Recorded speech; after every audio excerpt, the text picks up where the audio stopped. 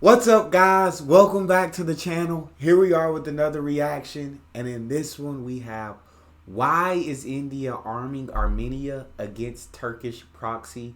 We are here with Abjit Chavda. Love reacting to his videos. Before we do, however, if you guys happen to enjoy this, please don't forget to subscribe, give the video a thumbs up. If you like to support this channel by becoming a member, all you gotta do is hit that join button to receive your exclusive benefits. Let's dive in. The media of Azerbaijan has recently reported that India sent a large shipment of weapons into Armenia via Iran. And this shipment of weapons possibly included the Pinaka multi-launch rocket system, which is a very powerful and effective weapons system. And the government of Azerbaijan has lodged a strong diplomatic protest with the government of India, and the media has gone on an offensive against India. So the question is, why has India chosen to get involved in the Armenia-Azerbaijan conflict at this point in time? How long has India been involved in this matter, and what is India trying to achieve? Is India trying to send a message to somebody? Is this message intended for the US or for Turkey or for Pakistan or for somebody else? What is India's geopolitical game plan in all of this? Please subscribe and let's find out. So to understand what's happening here, we have to first of all understand the geography of the region and also the history of the region. So if we look at a map of this region, we find that Armenia is a small nation located in the Caucasus region. To its east, you have Azerbaijan, its arch enemy. To the east of Azerbaijan, you have the Caspian Sea. If you cross the Caspian Sea, you get the nation of Turkmenistan, which is a Turkic nation, and further north you have other nations like Kazakhstan and so on. You have Uzbekistan also in the region, and so on. To the north of Armenia, you have Georgia. To the southwest, you have Anatolia, which is Turkey. To the southeast, you have Iran as well, and there's a small enclave which now belongs to Azerbaijan, which is also to the southwest of Armenia. And this is something that happened as a consequence of the 2020 Armenia-Azerbaijan war, which lasted about 44 days. So Armenia is kind of a small nation in a very tight spot. On the one hand, its large neighbor is Turkey, which is a very hostile nation. On the other hand, you have Azerbaijan, and there is also a border, a shared border, common border with Iran. Yeah, now, I was gonna say Turkey, or it seems like Armenia definitely. Turkey is huge compared to Armenia, so absolute humongous neighbor. And then Azerbaijan, even compared to Armenia, looks almost 2 times the size of it. Azerbaijan is a Turkic nation. They speak a Turkic language, the Azeri language. About 99% of the population of Azerbaijan is Muslim, and about 85% of the Muslims are Shia Muslims. They practice Shia Islam. Turkey, which is Azerbaijan's closest ally. Azerbaijan is kind of an extension of Turkey, or a vassal or a puppet of Turkey. Well, Turkey is a Sunni Muslim nation, and Iran is a Shia Muslim nation. So that's the religious angle over here. Armenia is a Christian nation. What's the difference between Shia and the other one, a Muslim? It's possibly the world's oldest Christian nation or kingdom. It's existed for at least 2,500 years, maybe close to 3,000 years. Now, the history of the Turks is that the Turks intruded into this region in the first half of the second millennium AD, and they made inroads slowly over time, and eventually they conquered Constantinople in 1453, if I'm not mistaken, which is the fall of the Byzantine Empire, and that's the origin of the Ottoman Empire and eventually of the modern nation state of Turkey, which came into existence at the end of the Second World War and the Turkish War of Independence, which was won by Mustafa Kemal Atatürk. Long story. If you look at the history of Armenia and Turkey and the relations, you see a very difficult relationship. The Turks, the Ottoman Empire, conducted what's called the Armenian genocide. It was a wave of genocides, not just a single one-time event. It's something that began in the last quarter of the 19th century, and it went on all the way into the Second World War. The last of these events were conducted by the young Turks triumvirate of Anwar, Talat, and Jamal, the three pashas. So the Armenians have suffered greatly at the hands of the Turks. Then later on, with the advent of the USSR, both Armenia and Azerbaijan became part of the Soviet Union. Okay. And now we fast forward to the 1980s, late 1980s, when it became apparent that the USSR was going to disintegrate. It eventually became inevitable, and that's where the old rivalry between Armenia and Azerbaijan came back to the fore, and there was the Nagorno-Karabakh conflict, which was about the who would take possession of the Artsakh or Nagorno-Karabakh region. Initially, in the 1990s, the Armenians came out on top, and they uh, took over the region. But we have to understand that 1,000 years ago, there was no Azerbaijan, there was no Turkey. This Yeah. entire region was the Caucasus region was mainly Georgian and Armenian. So Oh what is wow. currently called Azerbaijan was once Armenian territory, which was then taken over by force by the Turks. It was conquered and occupied Wow. by the Turks. Similarly, So it all used to be Armenia, and so in the '80s, when this piece of territory that they were having conflict about, it seems like Armenia came out on top. But it seems like Armenia and Azerbaijan have had beef for a while. Have had beef for a while, and they have this problem with each other. But it's interesting to know the information that it was all like Armenian at once upon a time, all Armenian and Georgian territories. But the Turks came, took over, and it became a Turkish. Is that how you say Turkish? Country, and is now Azerbaijan. But dang, it's just crazy how the world works. How invasions, you come, take land, name it what you want, and it's like me and this happened around the entire world. So it's just kind of wild. what's currently Turkey was once an extension of Greece. Anatolia was entirely Oh wow. Greek. So Turkey is a new phenomenon. It's a new nation state. It's a new culture. It did not originally exist here. It's something that happened through conquest, and the same goes for Azerbaijan.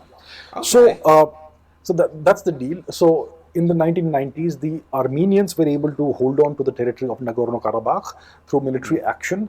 And then, if you fast forward history into the 2010s, then in the second half of the 2010s, in the decade of the 2010s, you had a resurgence of the conflict, and the Turks were able to arm uh, and support Azerbaijan. And in 2020, in the second half of 2020, I think in September, October, around that time, November of 2020, we had the second Nagorno-Karabakh war, in which the Azerbaijanis, the Azeris, were able to come out on top, and they were able to capture significant portions of Armenian held Dang. territory.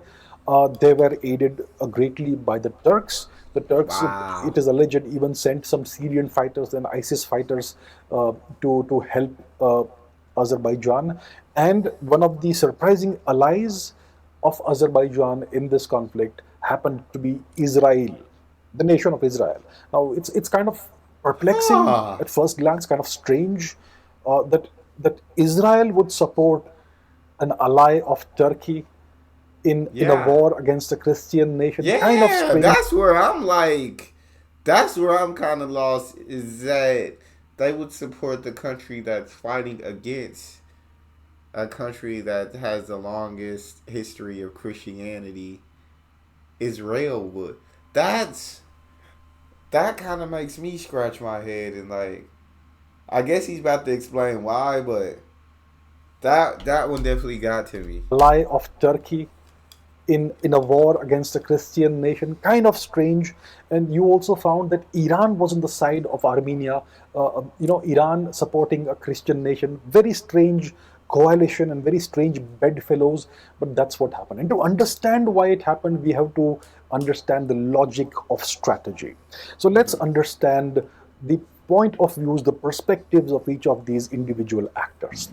First of all, we have Armenia, which is the weakest nation in all this, and it's Okay. currently the one that's suffering, the one that is currently the victim because its territory is under attack. It's been taken over, Yes. parts of its territory have been taken over, and so forth. Let's take a look at Turkey. What does Turkey seek? So first of all, we have to understand Turkey is a member of NATO. It's a member of NATO. It's an ally of the US. It hosts US nuclear weapons on its territory, which Okay. which technically makes it a US vassal state from that perspective, right? Okay. So Turkey and the US are allies, clearly Got you. allies. Okay, Heard. Turkey has certain geopolitical and imperial ambitions of its own, which it kind of holds in abeyance for now. So Turkey is a US ally, Okay. and Turkey is an ally, or Turkey is essentially the master of Azerbaijan, which tells you that Azerbaijan is also pro-US. We know that That makes Israel sense. is essentially an extension of the US in a great number of Yes. ways.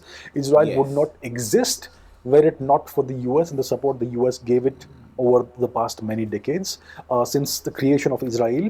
So Israel essentially is a US puppet. It's let's call it a US ally. So Turkey, Israel, Azerbaijan are US allies. North of Armenia, you have Georgia, which fears Russia and is also very strongly pro-West. So once again, Okay. you have what you could Dang. call a US ally over here. All this and Armenia, the weakest country. It's like they got the whole gang over here. You got the U.S., you got Turkey, you got Azerbaijan, you got Georgia, like the whole gang, and you just got little old Armenia, all by themselves. Like, how is Armenia to defend itself against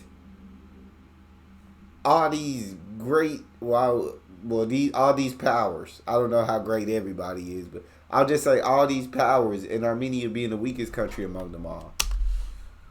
North of Armenia. Now, let's look at the world through Mackinder's perspective. So, the world island and the heartland and rimland theory. From that perspective, India and China are rimland powers, whereas Russia is a heartland power.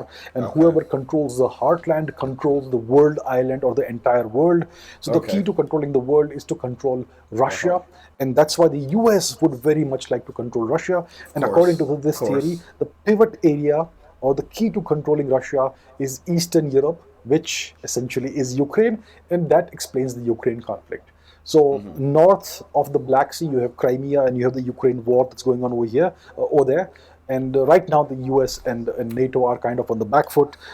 They have not succeeded in, driving Russia out of Ukraine, Yeah. and the Russians are kind of doing better overall as of today. Some people Oh, would disagree. That's fine, really? but that's how I see it. Okay. Okay. So you have the Ukraine war going on over there, and if Ukraine fails, Ukraine is just a proxy of the US. It's a disposable asset. If Ukraine That's fails, the crazy. US will press Poland into service, and preparations are already going on for that to happen, That's right? crazy. And Yeah, eventually, we do Ukraine see will. Poland. Poland arming up. Poland is arming up. They're spending a lot of their GP, and they're getting a lot of weapons from the U.S. and other countries as well. And they're arming themselves to the teeth right now because I think they know if Ukraine gets taken over by Russia, what's to stop them from grabbing Poland next? May get bifurcated. It may, be broken up. Some part of it may be absorbed by Poland, and then Poland could continue the good fight on behalf of the US against Russia. That's something that could happen. So the US would like to control Eastern Europe to get access to the heartland of the world island. They want to control the heartland, and they want to control Russia. Eventually, that's a long-term great dream or great game plan. Another way Yes. of getting access to the heartland is via the Caucasus. The US already, you could say, The controls Turkey. Caucasus. Turkey is their ally. They can station their forces in on Turkish territory. Through Turkey, if they could get access to the Caspian Sea, that would create, that would really move this entire process forward. But there is a big Oh, dang. impediment in connecting Turkey to Azerbaijan, and that impediment is the Armenia. little nation of Armenia. So I get it. Turkey wants to create Okay. a great Trans-Turan corridor, Pan-Turan corridor, whatever they call it, which essentially Yes. means that Armenia must be erased from the map of the world. Armenia must Wow. cease to exist, and it should be gobbled up by either Azerbaijan or by Turkey, and they can essentially conclude what they could not conclude in 1915 or something like that, right? So Right. they would like to So it erase. sounds like this is all the U.S. is just like the puppet master pulling the strings behind the scenes, controlling things right now to get what they want, and they want to be able to control Russia. And right now they're fighting by proxy through the Ukraine against Russia, and if Russia fails, he said that's okay. That's a disposable asset, which is absolutely boggling. And then they get to Poland to arm the fight, but with Turkey being NATO and Which means they they're allies with the U.S. and then Azerbaijan falling under Turkish rule, and then Georgia also being very pro-West. Um, um, I don't know how Armenia is doing in this war, but they got a lot of obstacles against them at the moment. Armenia from the map of the world, and that dovetails perfectly with what the US would like. So if they Yeah. achieve this, if they succeed in erasing Armenia from the map of the world, connecting Turkey to Azerbaijan, then they could move further east and bring Turkmenistan on their side. Turkmenistan is very much a Turkic nation, and Yeah. eventually Kazakhstan, Tajikistan, not Tajikistan, but Uzbekistan and so on, may also be maneuvered into that sort of geopolitical embrace, possibly. That's something Yeah. that could eventually possibly be done. So the impediment is Armenia, and that's what they would like to get rid of. So that is what this entire conflict is about. Now there is another actor over here, which is Iran. Iran, as we know, seeks to erase Israel from the map of the world, and the U.S. has ensured that Iran is its major enemy. I mean, from Iran's Yeah. perspective, the greatest threat it has in the world, it comes from two nations, which is one the U.S. and second Israel. Okay. So Iran is very much anti-US, anti-Israel, and Israel has conducted various operations against Iran in the past. They've destroyed a nuclear reactor under construction once in the God. 1980s, if I'm not mistaken. The Osirak reactor, was it? I think it was Iran, Iraq. Okay, they have conducted various operations against Iran. Uh The huh. Stuxnet virus is something the US did against Iran to sabotage its nuclear program, and that's a Wow. long history behind that. So Iran would very much like to see Turkey's great objective of this Pan-Turan corridor not fructify. It is Okay. in Iran's interest to have Armenia keep on existing. And it Okay, so this is what he talked about when temporary allies and temporary opposition, temporary enemies. This is what he's talking about. I mean, every country is gonna do what's in their best interest, and what's in the best interest of Iran, who is anti-America, anti-Israel, is for Armenia to continue to exist there. Is for America not to be able to, or for Turkey not to be able to connect to Azerbaijan, to connect to that Caspian Sea. It's crazy. Like you see a war maybe between two countries, but really there's like five, six, seven different countries who all could benefit or be hurt depending on the outcome, which is absolutely kind of mind blowing to think about when you think about geopolitics. And as I've jumped in and I've learned more, it's just very like interesting how things play out. should stay independent and secure and a sovereign nation. The other reason is that if you look at the northwest portion of Iran, the northwest quarter of Iran, that's two provinces, which is East and West Azerbaijan, Yes. but Iranian Azerbaijan. And the people there are ethnic Azerbaijanis, ethnic Azeris who speak the Azeri language.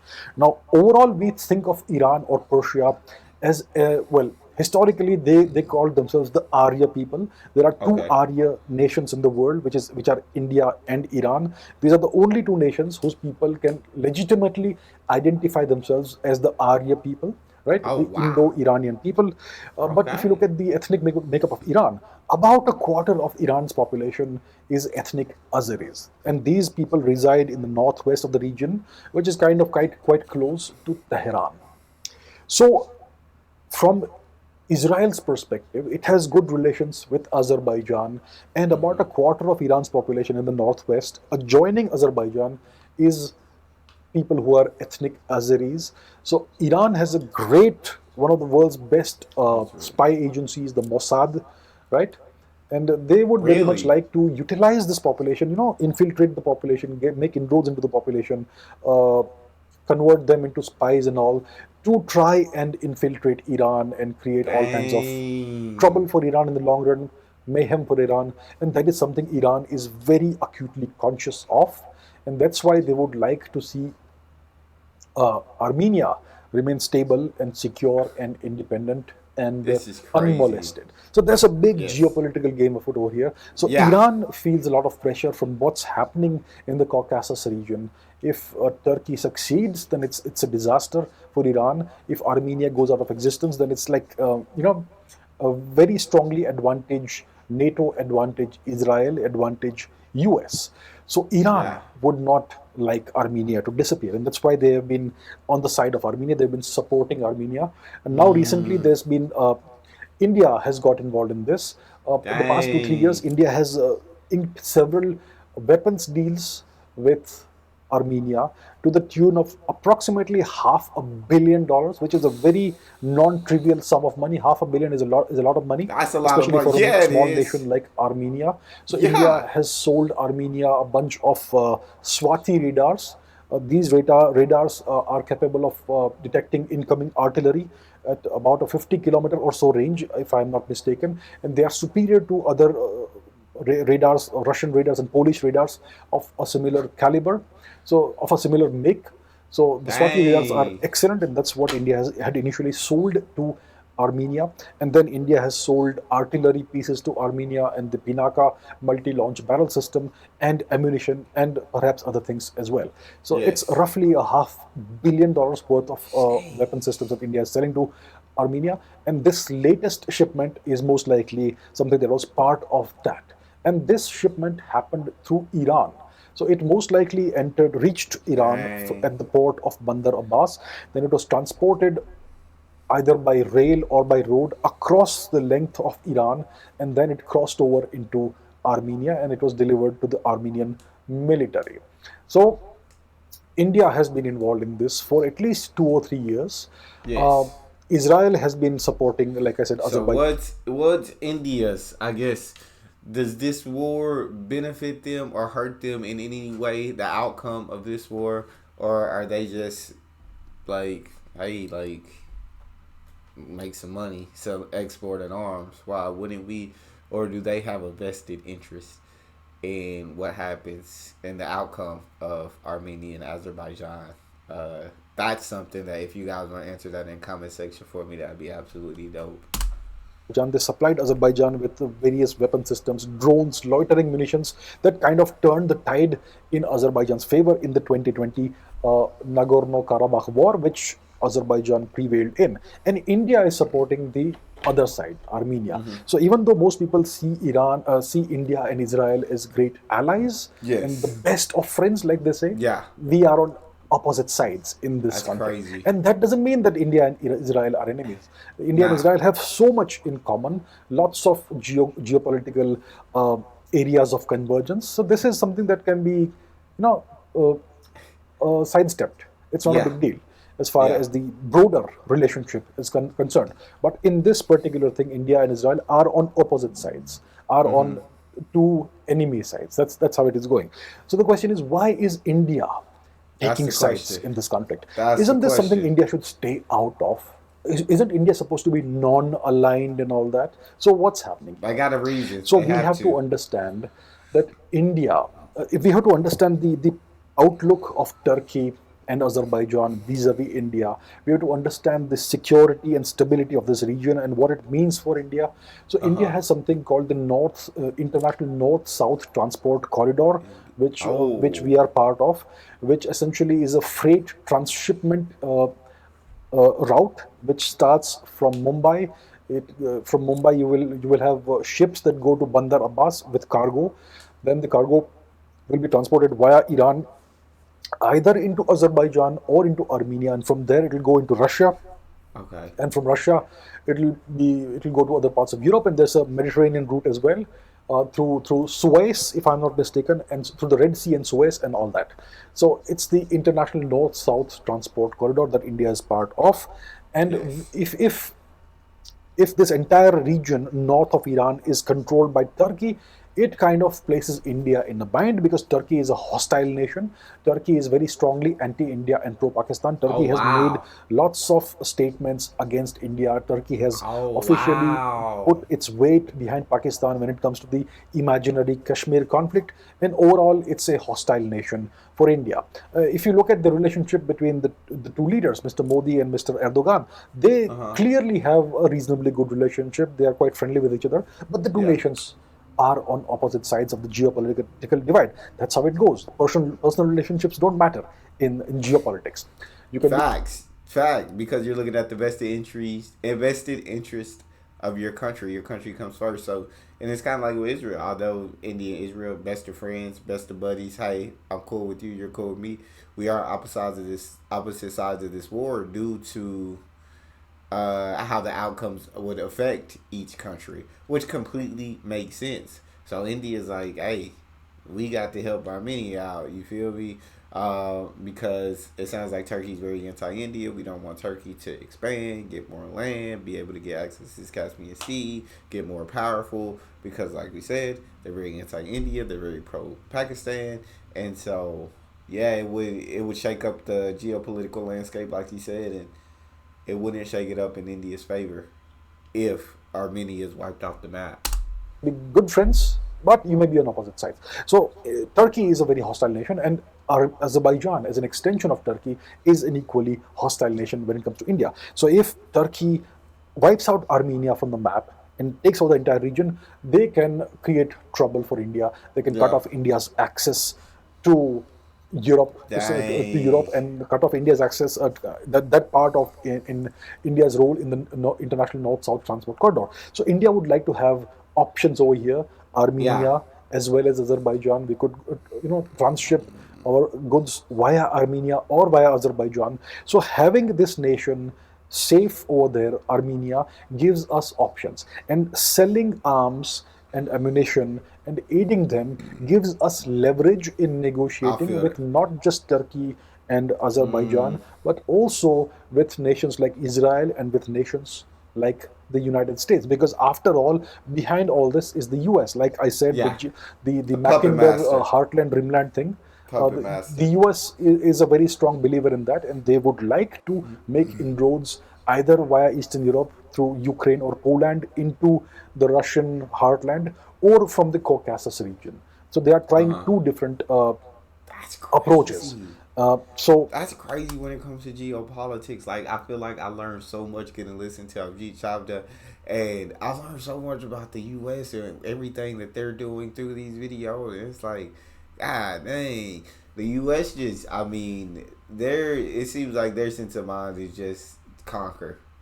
It's just conquer that they want to stay at that top spot in the world, and they're taking every route possible or necessary in order to achieve that, in order to accomplish that.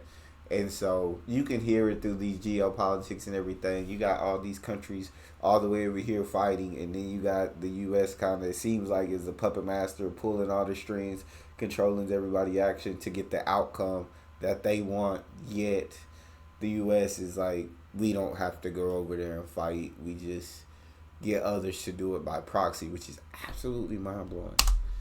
if we have a say, and if we are actively involved in this matter, then this gives India uh, leverage That's in understandable. negotiations. So That's that is the understandable. reason why India is involved in this. So what are the other nations doing here? So Iran would very much like Armenia to continue to exist and stay safe and Yes. secure and independent and sovereign. So Okay. India and Iran have a convergence of interest over here. So that's why India and Iran are working together. Russia also would like Armenia to continue Yeah. existing. I bet they Russia would. doesn't want to see Turkey and NATO make further inroads than what they already have in this Yeah. region. Georgia could become part of NATO, or de facto part of NATO, if this Trans-Turan corridor is created. So that would be another huge problem for Russia, possibly at the same scale as what the Ukraine issue is. So that is Wow. something Russia would not like to see happen. And China also is indirectly involved, because China is on the side of Russia and Iran, even though it's very strongly anti-India. So it's a Yeah. very complex game that we are witnessing over here. Yes. It's like, If yeah, you're my enemy, but we both need the same outcome. But at the end of the day, I still don't rock with you. But personal relationships aside, we need this country to stay in place. So as in the beginning, when I was like, all these countries that are stronger than Armenia against Armenia, it seems like Armenia got some powerful countries behind its back too. Some powerful countries, not necessarily that care about Armenia, that hey, we got your back, loyalty type. No, it's just like, hey, we kind of need you to stay where you are. We don't want Turkey to make any more progress towards this way. So we need you to stay exactly where you are. So we're going to help you because helping you helps us. And I think that's at the bottom line of geopolitics comes down to that. It's not that countries want to show loyalty. It's not that countries, hey, we got you, we believe. It's that this certain outcome is good for us, so we will help you to get that outcome. If Turkey succeeds and Armenia gets wiped out, then it's a bad thing for Iran. It could be advantage Israel as well. So it's like I said, it's a very complicated scenario over here. Um, so from India's perspective, the reason why India is involved is to ensure that the status quo continues. The status quo will ensure that Yeah. India has access to Europe via the international north-south transport corridor, and helping Armenia survive also gives India leverage vis-a-vis Turkey, vis-a-vis Israel, vis-a-vis Iran, vis-a-vis Russia, and vis-a-vis the US as well. The more Yes. you are involved in geopolitical activities across the world, the more relevant you are, and the more leverage you have in diplomacy and negotiations Big in a time. variety of spheres which may be far removed from the Caucasus region. So that is why India is involved in this, and India is doing a good thing because Armenia is a small, helpless nation, a nation with which India has had very ancient relations. If you look at the history of Armenia, 2000 years ago, the entire Caucasus region was home to various Indianized kingdoms. There were lots of Hindu temples over there. These temples no longer exist. They were torn down and replaced by Wow. religious structures of other religions, first of all Christianity, and later on, much later, those of Islam, the standard process that we are all quite familiar with.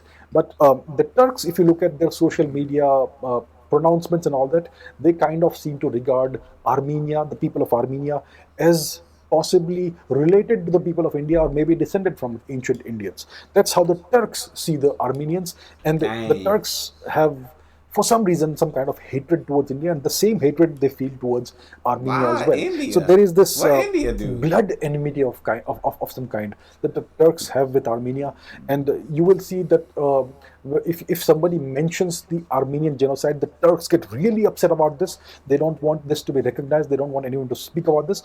But their politicians miss no chance to remind the Armenians of what they did to them, and they keep saying that be careful. Someday, That's in the middle of the crazy. night, we're going to come back and finish the job. So that's the kind of approach and attitude the Turks have towards Armenia. They see Armenia as a piece of unfinished business, and they would like very much to Jeez. wipe it off the map of the world. And it is in That's India's wild. interest that Armenia continues to exist because it Yes. makes the place more stable, and it maintains the status quo and gives India and the world more options. And it's a beautiful ancient culture, a beautiful ancient kingdom that deserves to survive. So that Yes. is the That's situation over here. crazy. That's why India is involved in this, and India may further send more arms and ammunition to Armenia in case it is required. So that is the situation as of now. It's a complex, fast changing geopolitical scenario It that we're sound witnessing like right it. now, and things could change further. I hope there is no more war in the region. There have Yeah. already been two Nagorno-Karabakh wars. I hope there's no more warfare. And one of the ways of maintaining peace is peace through strength. It's not one of the ways, it's the only way. You can only maintain peace through strength. You can never have peace through weakness. The moment you're weak compared Facts. to your opponent, they're going to finish the job. It's a So wrap. that's why India is It's a ensuring that wrap. Armenia remains reasonably well armed, and that way it can continue surviving, and that way there will be peace in the Caucasus region, and that serves not only India's Dang. interest but the interest of other nations that, Yes. in some way or the other, are in some ways, you could say, aligned with India to a certain extent. Yeah. So that is the situation as of today. Thank you for watching, and I will see you very soon. That's literally crazy. All the information that we were given in this video. Everybody that's actually involved in the geopolitics between Armenia and Azerbaijan. It's just fascinating, kind of learn like all the countries that have an interest in this war between the two, and Armenia either getting wiped off the map or Armenia surviving. So let me know what you guys think in the comment section. I was very fascinated by all the information I was given here. But that's all we have. If you guys enjoyed, please don't forget to subscribe, give the video a thumbs up, and check out the next one. I'll see you guys next time.